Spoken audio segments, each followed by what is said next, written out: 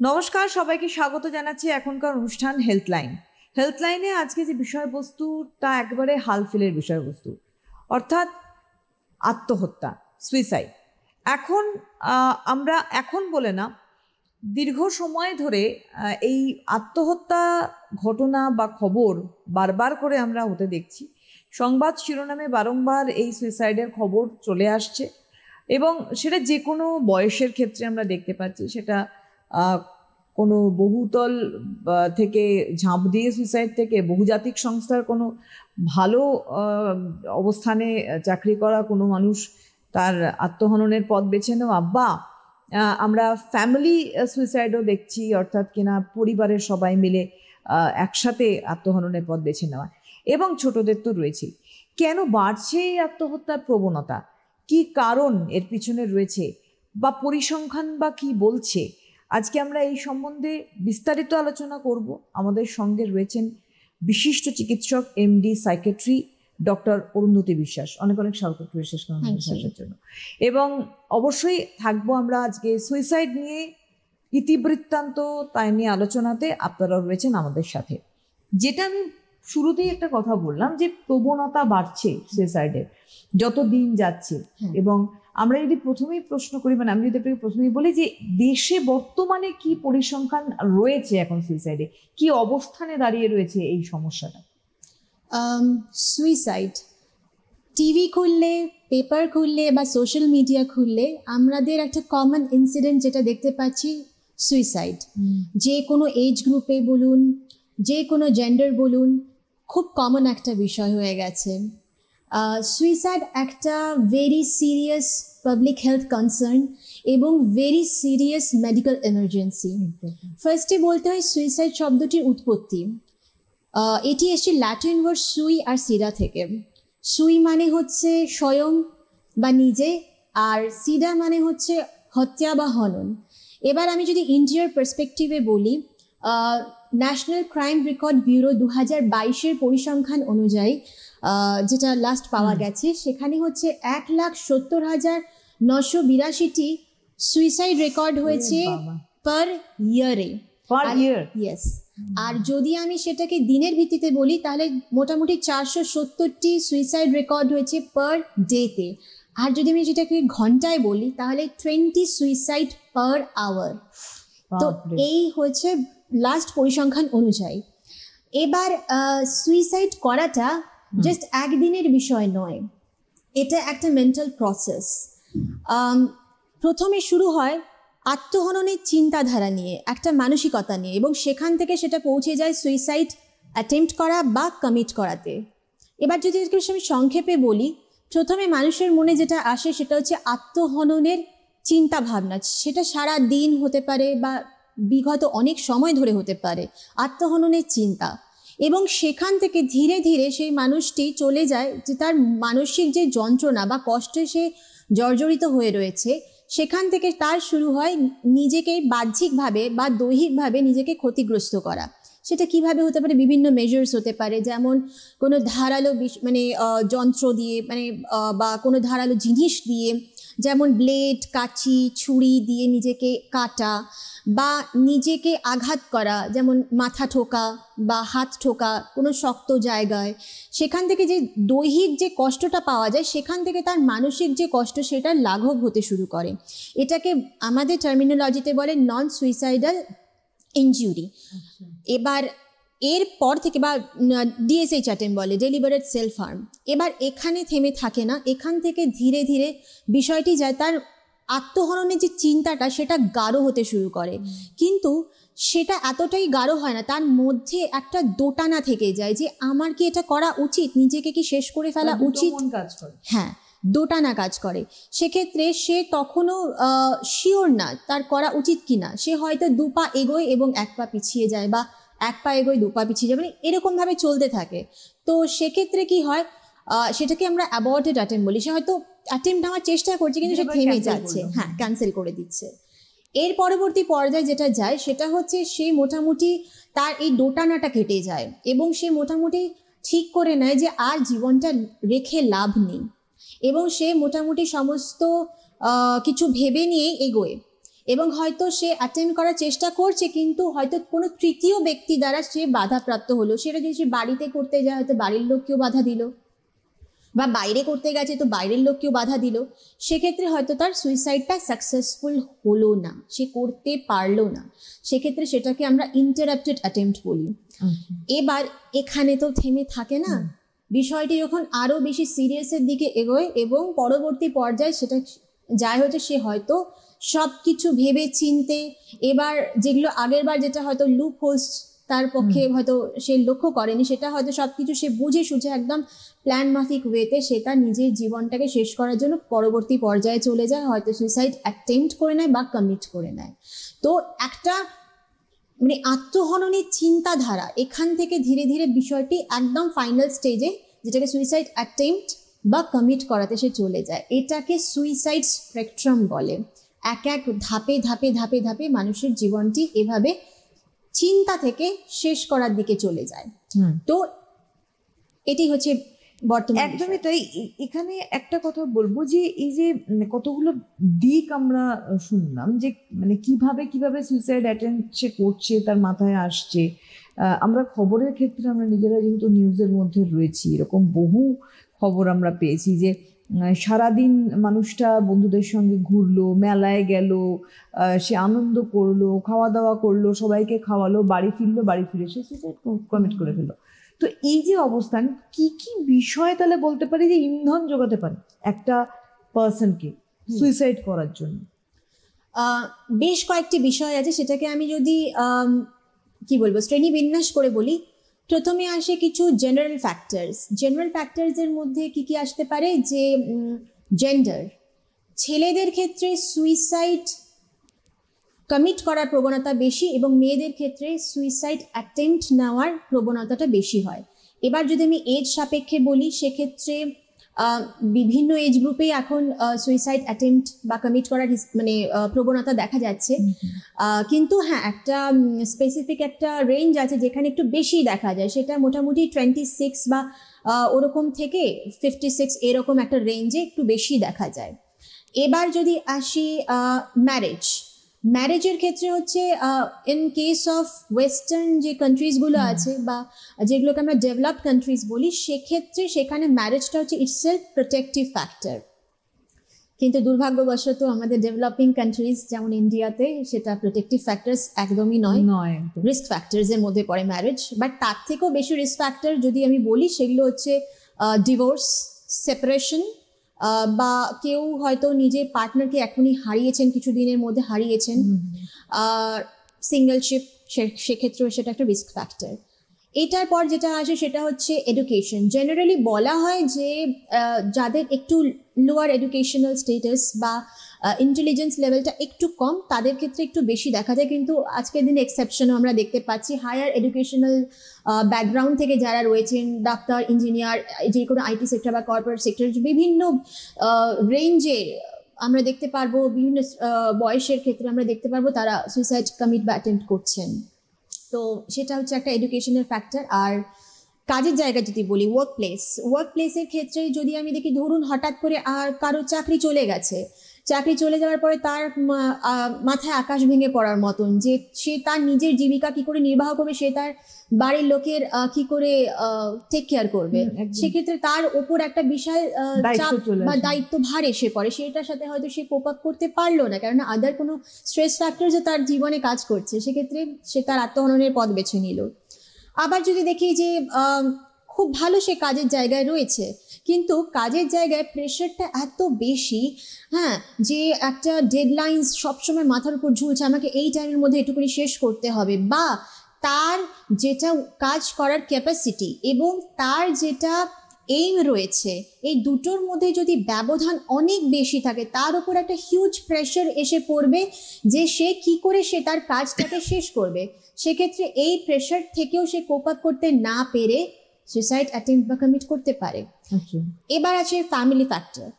ফ্যামিলির ক্ষেত্রে যদি ফ্যামিলি ব্যাকগ্রাউন্ড ঠিক নেই, ফ্যামিলির ডাইনামিক্সের প্রবলেম আছে, ব্রোকেন ফ্যামিলি বা ফ্যামিলির মধ্যে কোনো ইন্টারনাল কনফ্লিক্টস চলছে লং স্ট্যান্ডিং বেসিসে, বা রিসেন্টলি হয়েছে প্রচুর, সে হয়তো কোপ আপ করতে পারছে না, বা ফ্যামিলির তরফ থেকে সাপোর্টটা নেই, যে মেন্টাল সাপোর্ট। বিজনেস পরিবার যে একসঙ্গে সুইসাইড কমিট হ্যাঁ, করলো, হ্যাঁ। মার্ডারও করলো as well Yes, as suicide yes. বাচ্চাকে নিয়ে, যদিও বেঁচে গেলেন তিনজন, what ever it is, but তাদের প্রবণতাটা ছিল। হ্যাঁ, সেক্ষেত্রে পরিবারে যদি সাপোর্ট না থাকে, পরিবারের মধ্যে আন্ডারস্ট্যান্ডিং না থাকে, সেক্ষেত্রে সে সমস্ত পরিবারেও সদস্যদের মধ্যে সুইসাইড করার প্রবণতা অনেক বেশি থাকে। এবার আসি যেটা হচ্ছে আজকের দিনে ভেরি কনসার্নিং থিং, আমি বলবো বাচ্চাদের মধ্যে সুইসাইড করার প্রবণতা অনেক বাড়ছে। সেক্ষেত্রে প্যারেন্টিং স্টাইল, লাইক হচ্ছে যদি পেরেন্টস যদি খুবই ওভার কন্ট্রোলিং হন, ওভার প্রোটেক্টিভ হন, ওভার ইনভলভমেন্ট থাকে, তাদের সব কিছুর একটা মাত্রা থাকে, যদি মাত্রাতিরিক্ত কোনো কিছু হয় সব কিছুই বিগড়ে যায়। তো সেক্ষেত্রে ওভারলি যদি এরকম থাকে, এছাড়া যদি বাচ্চার তরফে মানে বাচ্চার প্রতি তাদের এক্সপেকটেশন লেভেলটাই একটা অন্যরকম পর্যায়ে চলে গেছে, আকাশচুম্বী হয়ে গেছে। ইয়েস, বাচ্চার সাথে যে একটা স্বাভাবিক সুস্থ সম্পর্ক, সেটার মধ্যে যদি সেই উষ্ণতাটা না থাকে, বাচ্চা ইনসিকিউর ফিল করতে থাকে, তার মধ্যে একটা মনে হয় যেন একটা স্ট্রেস ফ্যাক্টরটা এতটাই বেশি হয়ে যায়, সে সেটার সাথে কোপ করতে পারে। একটা ছোট বাচ্চা, সে কতটা কোপ করবে? বড়রাই কোপ করতে পারছে না, বাচ্চারা কি করে কোপ করবে? সেক্ষেত্রে বাচ্চাদের মধ্যেও সুইসাইড করার টেন্ডেন্সি বেড়ে যাচ্ছে। এবার যেটা আমি বলবো আর একটা ভেরি ইম্পর্টেন্ট ফ্যাক্টর, সেটা হচ্ছে মিসলেনিয়াস। আমি বলবো খুবই কমনলি সুইসাইড ঘটছে এভরিডে বেসিসে, এবং সেগুলো রিপোর্ট হচ্ছে, মিডিয়াতে আসছে, অথবা সোশ্যাল মিডিয়াতে এলো বা নিউজ পেপারে এলো। এবার সেটার যে রিপোর্ট করার স্টাইলটা, সেটাকে খুব সন্তর্পণে করা উচিত। এবার সন্তর্পণে কেন করা উচিত? কেননা আত্মহননের চিন্তা নিয়ে যে অতগুলো মানুষ আছেন টিভির এপারে, বা পেপার যিনি পড়ছেন বা মিডিয়া যিনি দেখছেন, তিনি হয়তো সেটা দেখে কিছুটা অনুপ্রেরণা পেয়ে গেলেন, সেই সুইসাইড রিপোর্টিং স্টাইল নিয়ে, সেটা ডিটেলস নিয়ে, সেই তিনি হয়তো অনুপ্রেরণা পেয়ে গেলেন যে হ্যাঁ এভাবে করা যেতে পারে। সেখান থেকে আসে কপিক্যাট সুইসাইড। সেটা দেখে অনুপ্রেরণা নিয়ে সুইসাইড কমিট করার টেন্ডেন্সি তার বেড়ে গেল, কপিক্যাট সুইসাইড হয়ে গেল। তো সেক্ষেত্রে মিডিয়া রিপোর্টিং বা এনিথিং, সেগুলো খুব সন্তর্পণে খুব সন্তর্পণে সেটাকে রিপোর্ট করতে হবে। এছাড়া যেগুলো সাইকিয়াট্রিক ফ্যাক্টরস যেগুলো রয়েছে আমাদের সাইকিয়াট্রিক ইলনেসের মধ্যে, যেগুলো মুড ডিসঅর্ডার্স রয়েছে আমাদের, যেরকম ডিপ্রেশন, ডিসথাইমিয়া, আমাদের এগুলো সাইকিয়াট্রিক টার্ম আমরা ইউজ করে থাকি। এদের ক্ষেত্রে হচ্ছে এই সমস্ত পেশেন্টসদের ক্ষেত্রে একাকিত্ব ভাব, হোপলেসনেস থেকে একটা সুইসাইড করার টেন্ডেন্সি আসে। এছাড়া যদি আমি বলি যে অ্যাংজাইটি স্পেকট্রামে যারা রয়েছেন, যেমন হচ্ছে খুব টেনশন করেন, টেনশনের রোগ যেরকম বলে, জেনারেলাইজ অ্যাংজাইটি যাদের আছে, অথবা যাদের পোস্ট ট্রমাটিক স্ট্রেস ডিসঅর্ডার রয়েছে বা ভুক্তভোগী, তাদের ক্ষেত্রে, বা সাইকোটিক ইলনেসের মধ্যে সিজোফ্রেনিয়া। এবং যদি আমি বলি আজকের দিনেও আর একটা ভীষণ সমস্যার জায়গা যেটা তৈরি হয়েছে, যে নেশা করার প্রবণতা, অতিরিক্ত নেশা করার প্রবণতা, সেখানে স্পেশালি যারা হচ্ছে অ্যালকোহল ইউজ করেন, অতিরিক্ত ইউজ করেন, বা অ্যালকোহল ডিপেন্ডেন্স আছে, অথবা আর একটা যেটা রিসেন্টলি খুব চলছে, মানে মানুষ নেশাগ্রস্ত হয়ে পড়েছেন, যেটাকে আমরা বলি হেরোইনের নেশা। এই অ্যালকোহল আর হেরোইনের নেশা থেকে সব থেকে বেশি সুইসাইড করার প্রবণতা আসে। এছাড়া এমনি আদার হার্ড ড্রাগসও আছে, এটা বলতে হবে, কিন্তু অ্যালকোহল ইউজ, ওভার মানে ডিপেন্ডেন্স হয়ে যাওয়া, অতিরিক্ত ইউজ করা অ্যালকোহল এবং হেরোইনের নেশা করা, এগুলোতেও প্রচুর পরিমাণে সুইসাইডাল টেন্ডেন্সি আসে। এবার আসি ব্যক্তিত্বের সমস্যা যাদের আছে, স্পেশালি আমি আগের আমার যেটা এপিসোড ছিল সেখানে আমি বলেছিলাম ব্যক্তিত্বের সমস্যা, বর্ডারলাইন পার্সোনালিটি ডিসঅর্ডার। সেক্ষেত্রে ইম্পালসিভিটির বশবর্তী হয়ে যারা বর্ডারলাইন পার্সোনালিটি ডিসঅর্ডারে ভুক্তভোগী যারা মানুষজন রয়েছেন, তাদের মধ্যেও সুইসাইড করার টেন্ডেন্সি খুব বেশি হয়। আচ্ছা, এইগুলো হলো অ্যাডাল্টসদের ক্ষেত্রে। আর এবার আমি বাচ্চাদের ক্ষেত্রে বলি, বাচ্চাদের ক্ষেত্রেও কিছু সাইকিয়াট্রিক ইলনেসেস থেকে আসে সুইসাইডাল টেন্ডেন্সি, স্পেশালি যেটা হচ্ছে attention deficit hyper activity disorder, যেটা আছে খুব কমন বাচ্চাদের মধ্যে। এক্ষেত্রেও সুইসাইড করার টেন্ডেন্সি খুব বেশি থাকে। এছাড়া যদি ছোটোবেলায়, খুবই ছোটোবেলায় যদি কোনো রকমের সেক্সুয়ালি সে অ্যাবিউজড হয়ে থাকে, বা ফিজিক্যালি কোনো রকমভাবে অ্যাবিউজ হয়ে থাকে, বা পরিবারের তরফ থেকে নেগলেক্ট করার হিস্ট্রি থাকে, বা যে কোনো খুবই ট্রমাটিক কোনো এক্সপিরিয়েন্সের মধ্যে দিয়ে সে গেছে, সেক্ষেত্রে বাচ্চাদের মধ্যেও সুইসাইড করার টেন্ডেন্সি খুব বেশি হয়, এবং ডেফিনেটলি সেটা সাইকিয়াট্রিক ইলনেসের মধ্যে করে। করছে। আচ্ছা, এবার কিছু ফিজিক্যাল ইলনেসেস আছে, যেমন লং স্ট্যান্ডিং অনেকটা সময়কালীন একটা মানুষ ভুক্তভোগী শারীরিক কোনো সমস্যায়, যেমন হচ্ছে স্নায়ু রোগের কিছু সমস্যা আছে, যেমন মৃগী এপিলেপসি আমরা যেটাকে বলি, বা মাল্টিপল স্ক্লেরোসিস। এছাড়া হচ্ছে ক্যান্সার, যে কোনো ক্যান্সারে ভুক্তভোগী মানুষ, অথবা অনেক দিন থেকে ক্রনিক পেইনে তিনি ভুগছেন সেক্ষেত্রে, অথবা কিছু ইনফেকশাস ডিসঅর্ডার্স আছে, ডিজিজেস আছে, যেরকম হচ্ছে HIV বা এইডস, এগুলোতে ভুক্তভোগী যে মানুষগুলো, হ্যাঁ অনেক দিন থেকে তারা ভুক্তভোগী, তাদের মধ্যেও একটা হতাশা, দুঃখবোধ, একাকিত্ব ভাব, সব জায়গা থেকে যেন মনে হচ্ছে জীবনটা রেখে আর লাভ নেই, তাদের ক্ষেত্রেও সুইসাইড করার টেন্ডেন্সি খুব বেশি হয়। এই যে বারবার করে আমরা একটা কথা বলছি, সুইসাইডাল টেন্ডেন্সি, তো এই টেন্ডেন্সি মানে কোন কোন মানুষের, মানে প্রবণতা বোঝা যাবে কি করে? বোঝা যায় যে একটা মানুষ তার সুইসাইডাল টেন্ডেন্সি আছে, এরকম প্রবণতা কি বোঝা যায়? একদম, আমরা বুঝতে পারি। সেক্ষেত্রে সেটাকে আমাদের সুইসাইডটাকে অ্যাসেস করতে হবে, কতটা রিস্ক অ্যাসেসমেন্ট যেটাকে আমরা বলি সেটা আমাদের করতে হবে। সেটা একটা খুব, আমি বলবো আজকের দিনে খুব প্র্যাকটিক্যাল ওয়েতে এটা করা উচিত। এত মাত্রায় সুইসাইড বাড়ছে, সেক্ষেত্রে আমাদের সুইসাইড রিস্ক অ্যাসেসমেন্ট করা খুব জরুরি। সেটা কিছু কিছু ধাপে ধাপে করতে হবে, এবং সেটা আমার মনে হয় সেটাকে আরও জোরদার করে সেটাকে চালু করা উচিত, যাতে আমরা এই সুইসাইডটাকে প্রতিরোধ করতে কিছুটা সক্ষম হই, কিছু মানুষের জীবন বাঁচাতে সক্ষম হই। সেক্ষেত্রে প্রথম যেটা আমাদের করণীয় সেটা হচ্ছে আমাদের স্ক্রিনিং বাড়াতে হবে, সুইসাইড স্ক্রিনিং বাড়াতে হবে। এবার সুইসাইড স্ক্রিন করা, এটা প্রাথমিক স্তরে যেগুলো আমাদের করতে হবে সেটা হচ্ছে প্রাথমিক যেগুলো স্বাস্থ্যকেন্দ্র রয়েছে, প্রাইমারি হেলথ কেয়ার সেন্টার যেগুলো রাখে, যেখানে প্রচুর পরিমাণে রোগীরা যান, সেখানে একটা সুইসাইড স্ক্রিন করা শুরু করতে হবে।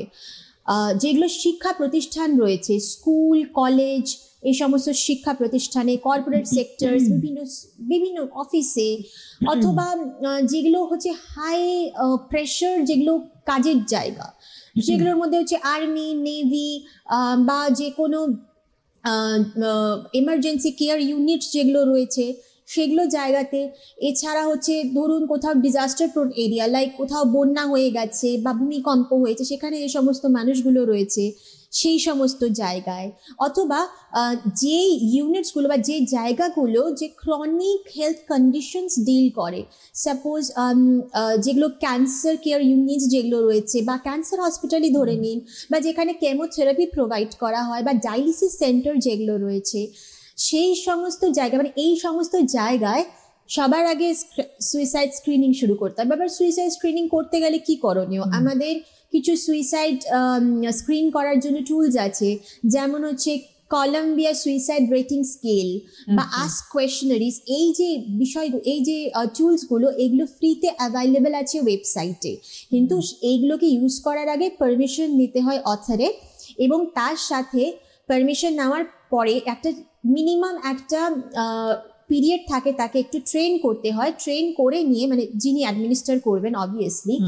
এবং অবভিয়াসলি যিনি অ্যাডমিনিস্টার করবেন 10th পাস হতে হবে, সেইটুকুনি কোয়ালিফিকেশন লাগে, এইটুকুনি কোয়ালিফিকেশন হলেই হয়ে যায়। এবং মিনিমাম একটা ট্রেনিং নিয়ে সে এই স্কেলগুলোকে অ্যাডমিনিস্টার করতে পারে জনসাধারণ, এবং সেরকমভাবে একটা ওয়ার্কফোর্স তৈরি করাও উচিত আমার মতে, যাতে প্রচুর পরিমাণে সুইসাইড স্ক্রিন করাটা সম্ভব হয়। ওয়ার্কফোর্স না থাকলে কি করে করবেন? ওয়ার্কফোর্স তৈরি করতে হবে, এভাবেই প্ল্যান মাফিক এগোতে হবে। এবং যখন এরকম মানুষগুলোকে, প্রচুর পরিমাণে মানুষকে স্ক্রিন করবেন, সেখানে এই ধরুন এই সমস্ত রেটিং স্কেল দিয়ে আপনি স্ক্রিন করছেন, তারপর কি হবে, যাদের মডারেট থেকে সিভিয়ার রিস্ক পাবো সেই সমস্ত মানুষগুলোকে আমাদের রেফার করতে হবে যে কোনো সাইকিয়াট্রিক, মানে হেল্প প্রোভাইড করা সেরকম সেন্টারে বা হসপিটালে, বা যে কোনো সাইকিয়াট্রিস্টের কাছে। সাপোজ আমার কাছে কোনো পেশেন্ট এলো, এরকম তার মডারেট টু সিভিয়ার রিস্ক আছে, সেক্ষেত্রে আমাকে পেশেন্ট এলে তাকে অ্যাসেস করার জন্য তাকে প্রথমে আমাকে দেখতে হবে তার আত্মহননের যে চিন্তাটা, এটা কতটা তার মনে ডমিনেন্ট ওয়েতে রয়েছে, কতটা প্রভাব ফেলছে। হ্যাঁ, এবার এই আত্মহননের চিন্তা এখান থেকে আসতে হবে, আমি দেখবো যে সে কতটা পরিকল্পনা নিচ্ছে, চিন্তা আর পরিকল্পনা, এটা আমাকে সব অ্যাসেস করে নিতে হবে। কি কি পরিকল্পনা সে নিয়েছে, কোনো জায়গা কি সে ফিক্স করে রেখেছে বা কোনো উপায় কি সে ফিক্স করে রেখেছে। যেমন অনেকে আছে যে আগের থেকে যখন পরিকল্পনার এই পর্যায়টাতে সে থাকে, সে বিভিন্ন জিনিসপত্র কেনে, যেমন বন্দুক কেনা বা অনেক পিলস কিনে নেওয়া, বা দড়ি কেনা বা ট্যাবলেটস কেনা, যেটা আমি বললাম ট্যাবলেটস কেনা, এছাড়া কোনো সব ওয়েপন্স কেনা, এগুলো কেনে। তো এগুলোকে প্রিপারেটরি অ্যাক্ট বলে। তো এগুলো সে কিনেছে কিনা সেগুলো আমাকে দেখতে হবে, কোনো জায়গা, স্থান, কাল, পাত্র সবকিছু ঠিক করে রেখেছে কিনা। তো সেগুলো যে পরিকল্পনার মধ্যে পড়ে, তো সে কতটা ভালো করে পরিকল্পনা নিয়েছে সেটা আমাকে দেখতে হবে। এবার পরিকল্পনার দেখার পর আমাকে অ্যাসেস করতে হবে সেটা কতটা প্রাণঘাতী। এবার আমি বুঝবো কি করে সেটা প্রাণঘাতী কিনা। সাপোজ একটা মানুষ সে ঠিক করেছে সে মোটামুটি 10টা পিল খেয়ে নিজের জীবন শেষ করবে, আর একজন মানুষ ঠিক করেছে সে 10 তলা থেকে ঝাঁপ মারবে বা 12 তলা থেকে ঝাঁপ মারবে। সেক্ষেত্রে প্রাণঘাতী কোনটা? দ্বিতীয়টা ডেফিনেটলি, তার প্রাণ চলে যাওয়ার সম্ভাবনা, ডেফিনিট ডেথ, মানে একদম পাক্কা আছে মৃত্যু, সেটা দ্বিতীয়টার ক্ষেত্রে বেশি, সেক্ষেত্রে প্রাণঘাতীও সেটা বেশি। তো সেটা আমাকে দেখতে হবে যে তার পরিকল্পনাটা কতটা প্রাণঘাতী। এরপর আমাকে দেখতে হবে যে সে আগে এরকম কোনো স্টেপ নিয়েছে কিনা, পাস্ট এপিসোডস আছে কিনা, কতগুলো এরকম সে অ্যাটেম্পট নিয়েছে। সেক্ষেত্রে আমাকে দেখতে হবে যে যেরকম আমি বললাম যে অ্যাবর্টেড অ্যাটেম্পট, সে চেষ্টা করেও পিছিয়ে আসে, সেরকম কতগুলো অধ্যায় আছে, বা কতবার তাকে তৃতীয় ব্যক্তি মানে বাধা দিয়েছে যে না এটা করা যাবে না, সে কতবার বাধাপ্রাপ্ত হয়েছে বাকিদের দ্বারা, অথবা কোনো রিহার্সাল অ্যাক্ট করেছে কিনা। রিহার্সালও হয় এক্ষেত্রে, হ্যাঁ এক্ষেত্রে তারা হয়তো মক টেস্টের মতো, একদম মক টেস্ট, একদম ঠিক বলেছে, মক টেস্টের মতনই, লাইক রিহার্সাল করা, যে দড়িটা নিয়ে গলায় পেঁচিয়ে যে নটটা দেওয়া হয়, নটটা কোন সাইডে দেব, এবং তারপর কখনো যদি বন্দুক দিয়ে বন্দুকটা মাথায় ঠেকিয়ে সেটা নিয়ে প্র্যাকটিস করা বা ওরকম। তো বা হাত কাটবে ভেবেছে, সেখানে হয়তো হাত কাটার আগে হয়তো রিহার্সাল করে নিল যে হাত যেটা ধারালো মানে ওয়েপনটা রয়েছে সেখান দিয়ে ছোট ছোট করে নিজেকে কাটা, হাতে বা যে কোনো জায়গায় অ্যাক্সেসিবল পার্টস হয় জেনারেলি, যেখানে সে ইজিলি অ্যাক্সেস করতে পারবে সেগুলো করা। তো সেইগুলো রিহার্সাল অ্যাক্ট বলে। সেগুলো কতগুলো রয়েছে এগুলো সব কিন্তু অ্যাসেস করতে হয়, কেননা এইগুলোই অ্যাকচুয়ালি প্রেডিক্ট করে একটা মানুষের সুইসাইডিয়ালিটি, আত্মহননের যে বিষয়টি সেটা প্রেডিক্ট করে কতটা প্রবল রয়েছে। একদম।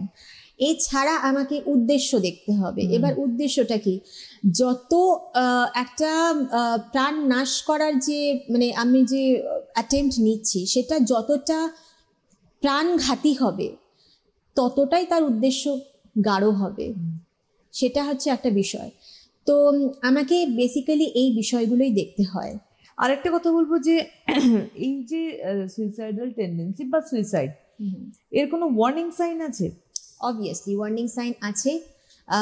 আমাদের যেটা হচ্ছে প্রথমে বুঝতে হবে, সেটা একটা মানুষের সাথে যখন আমরা ইন্টারঅ্যাক্ট করি, মানে সাপোজ ধরে নিন আপনার পরিবারেরই কোনো মানুষ বা আপনার কোনো বন্ধু, তার কথাবার্তায় না অনেক কিছু রিফ্লেক্ট করে, অসংলগ্ন অনেক কিছু, হ্যাঁ অবভিয়াসলি অসংলগ্নতা, বা তার কথাবার্তার মধ্যে আপনি দেখতে পাবেন যে বুঝতে পারবেন যে জীবন রেখে আর কোনো লাভ নেই, জীবনটা কোথাও যেন গিয়ে একটা স্টাক হয়ে গেছে, কিছু ভালো লাগছে না, নিজেকে বোঝা মনে হচ্ছে মানুষের ওপর, নিজের পরিবারের ওপর, আপনি কথাবার্তার মধ্যেও বুঝতে পারবেন। এছাড়া আপনি যেটা খুব প্রিডমিনেন্টলি এই সমস্ত মানুষের মধ্যে খুঁজে পাবেন সেটা হচ্ছে গুগল সার্চ বা যে কোনো সার্চ ইঞ্জিন তারা করেন, সেখানে বিভিন্ন রকমের অ্যাটেম্পট নেওয়ার তারা মানে আইডিয়াস দেখেন, যে বিভিন্ন আইডিয়া কিভাবে নিজেকে শেষ করা যায়। এগুলো একদিনের তো প্রসেস না, আমি তো বললামই যে এগুলো একটা দীর্ঘমেয়াদী বিষয়, একদিনে কেউ সুইসাইড করে না, এটা অনেকটা সময় লাগে তার মনে এই বিষয়টি কাজ করতে, মানে এক একটা ধাপ এক একটা পর্যায়ের পর সে সেটাকে প্ল্যান করে। সেক্ষেত্রে গুগলে সার্চ করা, তারপর এক একটা যে প্ল্যান সে করছে সেটা কতটা প্রাণঘাতী, কতটা সে কষ্ট পেতে পারে, সে পেইন কতটা, সব কিছু তারা সার্চ করে। এগুলো আপনি পাবেন। একদম। ধীরে ধীরে সে নিজেকে তার পরিবারের লোকজন বা বন্ধুদের থেকে গুটিয়ে নিতে শুরু করে। আপনি হঠাৎ করে দেখবেন যে সে তার মূল্যবান জিনিসপত্র সেগুলো হয়তো সে দিয়ে দিচ্ছে সবাইকে। হ্যাঁ, কখনো আপনি দেখতে পাবেন হঠাৎ করে উইল বানাচ্ছেন নিজের সম্পত্তির, অথবা হয়তো হঠাৎ করে দেখবেন যে গুড বাই বলছে সবাইকে। এগুলো কিন্তু ওয়ার্নিং সাইন্স। হ্যাঁ, এগুলো ছাড়াও হচ্ছে আপনি দেখবেন অতিরিক্ত পরিমাণে কোনো হাই রিস্ক টেকিং অ্যাক্টিভিটিস করছেন যেটাতে প্রাণনাশ হওয়ার চান্সেস আছে। যদি তিনি ড্রাইভ করেন, খুব হার্শ ড্রাইভিং করছেন, বা অতিরিক্ত পরিমাণে মাদক সেবন করছেন, বা এরকমই হাই রিস্ক টেকিং অ্যাক্টিভিটিসে উনি লিপ্ত হয়ে পড়েছেন। এছাড়াও হচ্ছে খুব মুড সুইংস হচ্ছে তার, মানে এই দুঃখ এই আনন্দ এরকম। হ্যাঁ, একটা মুড সুইংস দেখতে পারবেন। এগুলো খুবই আপনি বলবেন রেড ফ্ল্যাগ। একদম। এখান থেকে আমরা প্রতিকার, মানে এর প্রতিরোধটা কি করে হবে? মানে একজন এরকম টেন্ডেন্সির মানুষ, তাকে আমি ফেরাবো কি করে নর্মাল স্রোতে জীবনে? একদম। সবার প্রথমে আমি যেটা বলবো, যেটা মানুষের মধ্যে যে সচেতনতা, মানসিক রোগ যে একটা খুব সিরিয়াস বিষয়, সেটার মানুষের মধ্যে সচেতনতা ধীরে ধীরে মানুষ সচেতন হচ্ছে। আমি বলবো আরও মানুষকে সচেতন হতে হবে যে মানসিক সমস্যা যেটা রয়েছে সেটা খুবই একটা গুরুত্বপূর্ণ বিষয়। শারীরিক সমস্যা 1-2 দিন 3 দিন 4 দিনে ঠিক হতে পারে, কিন্তু মানসিক সমস্যা চট করে আপনি ঠিক করতে পারবেন না।